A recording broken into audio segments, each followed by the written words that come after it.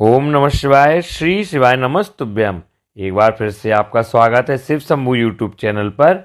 हम शिव महिमा शिव पुराण का गुणगान कर रहे हैं, जिसमें रुद्र संहिता खंड 2 के 6 अध्याय हो चुके हैं। अब हम 7वां अध्याय देखते हैं, संध्या की आत्माहुति।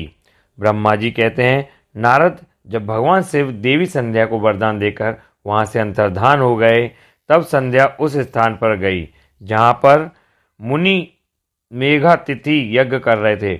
उन्होंने अपने हृदय में तेजस्वी ब्रह्मचारी वशिष्ठ जी का स्मरण किया तथा उन्हीं को पति रूप में पाने की इच्छा लेकर संध्या महायज्ञ की प्रज्वलित अग्नि में कूद गई।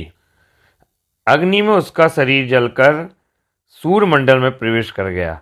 तब सूर्य ने पितरों और देवताओं की तृप्ति के लिए उसे 2 भागों में बांटकर रथ में स्थापित कर दिया। उसके शरीर का ऊपरी भाग प्रातः संध्या हुआ और शेष भाग साय संध्या हुआ। साय संध्या से पितरों को संतुष्टि मिलती है। सूर्योदय से पूर्व जब आकाश में लाली छाई होती है, अर्थात अरुणोदय होता है, उस समय देवताओं का पूजन करें।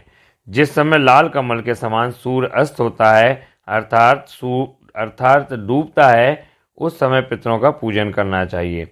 भगवान शिव ने संध्या के प्राणों को दिव्य शरीर प्रदान कर दिया। तब मेघातिथि मुनि का यज्ञ समाप्त हुआ।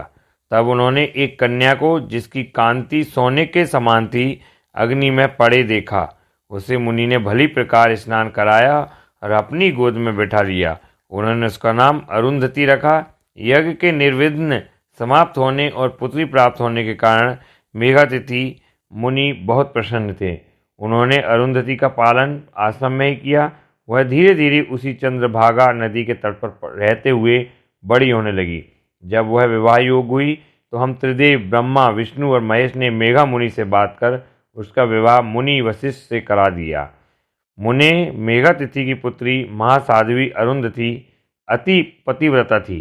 वह मुनि वशिष्ठ को पति रूप में पाकर बहुत प्रसन्न थी। वह उनके साथ रमण करने लगी।